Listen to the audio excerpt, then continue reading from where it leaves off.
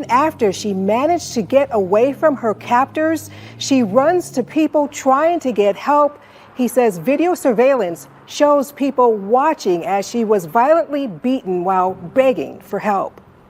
When you see a lady who is kidnapped, held captive, who's beaten in public, in front of people, pistol whipped in front of people, and there are people present, males present, and nobody does anything to try to stop it. At the time, nobody does anything to try to call the police, and that individual ultimately dies. You know, it's sickening. Every person who was there that day should be tried as an accomplice. As a man, it boggles my mind that other men would stand by and let men do this. Like, I have a mother, I have a sister, I have kids, I have a wife, I have friends. How do you get to the point where you let men get away with this and you stand by like a pussy and do absolutely nothing? 43-year-old Genise Carter was a woman whose life was marred by more hardship than happiness. Despite grappling with addiction and past struggles, she yearned for a better life filled with love and joy. Determined to turn over a new leaf, she relocated to Birmingham, Alabama from New Jersey, where she welcomed 2 sons with her boyfriend. It's the birthday, Mommy. It's the birthday, Mommy. Now take a picture at me. It's the birthday, Mommy. It's the birthday, Mommy. Do you love me? Yes. It's the birthday, Mommy. Balancing the demands of recovery and motherhood, Genise found solace in taking life one day at a time. However, her past demons resurfaced when she fell in with the wrong crowd in Alabama, leading to renewed struggles. Tragically, her efforts to break free from her past were brutally cut short. Genise was abducted and savagely beaten in broad daylight at a crowded gas station, where callous onlookers stood by, indifferent to her cries for help. She was later discovered lifeless, discarded on a desolate street, naked and fatally shot in the head. But it's not just Genise's murder that has left detectives baffled. An anonymous call tipped them off to request surveillance footage from a Shell gas station, revealing a harrowing truth. For over 30 agonizing minutes, Genise pleaded for assistance as she was mercilessly beaten, yet no one intervened or alerted the authorities. If just one person had stepped in, she might still be alive today. Welcome to the American Crime Femicide channel. Please like, share, subscribe, and hit the notification bell for future uploads. The details surrounding Genise's involvement with 21-year-old Jayden Gildersleeve and 65-year-old Michael Spellman have been largely withheld from the public, purportedly to avoid compromising the prosecutor's case. However, based on the information released thus far, it appears that Jayden was sex trafficking Genise, with Michael potentially serving as his accomplice or a John.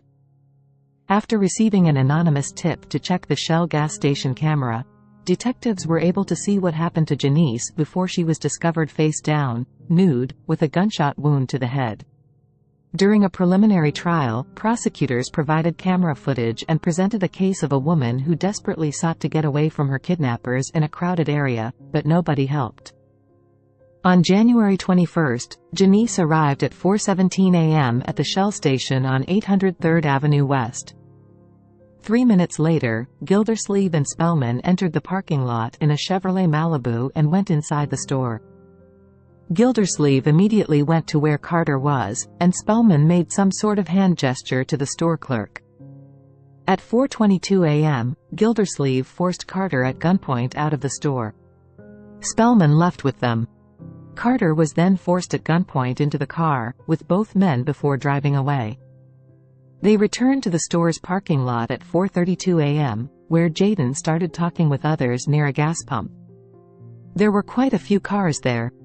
At 4:36 a.m., Carter fled the suspect's vehicle and jumped into a white SUV, seeking help from a man she did not know. Michael then got out of the car and stood between the Malibu and the SUV. Gildersleeve then took Carter out of the car. Genise tried to resist by bear hugging the driver. However, Jayden had a gun to her head and forced her back into his car. Carter escaped the car again, and ran into the store as Jayden chased her. Spellman was already in the store. Inside, Carter was brutally assaulted by Gildersleeve, while Spellman stood by. Janice was beaten on the ground in the doorway of the store by Jayden, who then picks her up from the ground at gunpoint and forced her back into the car. The ordeal at the store lasted about 30 minutes. Michael unlocked the back door of the car so Gildersleeve could throw her in. A second video was recovered from a house across from where Carter's body was found by a city worker on January 25. It showed a dark-colored sedan driving down the dead-end street 7 minutes after Jayden drove off from the gas station. A few minutes later, that vehicle left the dead-end street. No other vehicles were seen driving down that street until the worker found Carter's body. One witness did call 911 to report the kidnapping. Authorities said police responded to the gas station, but did not find anything at that time. That 911 caller provided a tag number, and a similar tag number later hit on a flock camera near Fairfield.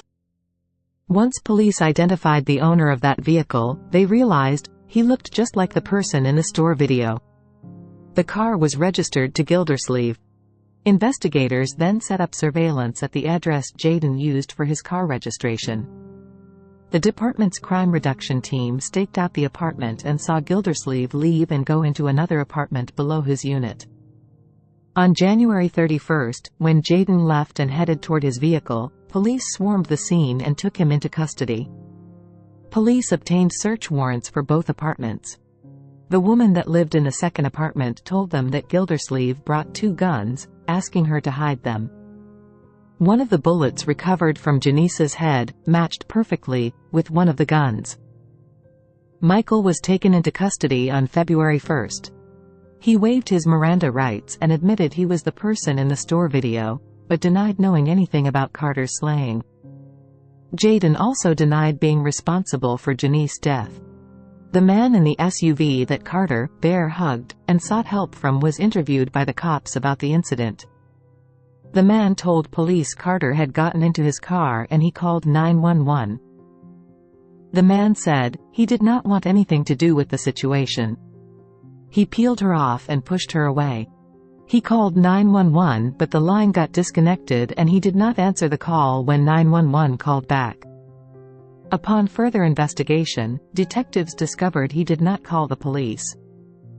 Another witness in the store told police he didn't call either because he was minding his own business. The store clerk didn't call police either, nor did anyone else at the store that morning. During a preliminary hearing, both suspects were charged with capital murder during first-degree kidnapping. "That kidnapping is on video," said the prosecutor. "We see Jayden brutally assault Genise Carter, take her from the gas station at gunpoint on 2 different occasions. We know Gildersleeve was the main actor, the one leading this charge. However, Michael assisted. He participated. He was of the same mind as Jayden. He assisted in the kidnapping on at least one occasion by opening a door for Jayden to put Genise Carter into the car. He never tries to stop anything. He never tries to help her. He is assisting in that kidnapping." Police are investigating a homicide after a woman was found dead by city employees on Dead End Street. Coroner's office have identified the woman as 43-year-old Genise Carter. Police say that she was found on 18th Street North just before 8:30 in the morning of January 25th. She had no signs of trauma, but an autopsy revealed that she had been shot. Disturbing new details in the murder of 43-year-old Genise Carter. Now, she's the woman Birmingham city workers found dead in late January. The 2 suspects appearing in court Tuesday, 21-year-old Jayden Gildersleeve of Midfield and 62-year-old Michael Spellman, are charged with capital murder and kidnapping. The police say the workers found Carter's body lying in the roadway at the dead end of 18th Street North, January 25th. And they say just hours before that, 2 men violently abducted her at gunpoint from a gas station convenience store on 3rd Avenue West. We sat down with DA Danny Carr, who says it's more disturbing because even after she managed to get away from her captors, she runs to people trying to get help. He says video surveillance shows people watching as she was violently beaten while begging for help. When you see a lady who is kidnapped, held captive, who's beaten in public in front of people, pistol whipped in front of people. And there are people present, males present. And nobody does anything to try to stop it. At the time, nobody does anything to try to call the police. And that individual ultimately dies. You know, it's sickening. Well, the case against the suspect is now going to a grand jury to determine if there is enough evidence against Gildersleeve and Spellman for an indictment. On March 12, both suspects appeared before Jefferson County District Judge William Bell for a preliminary hearing.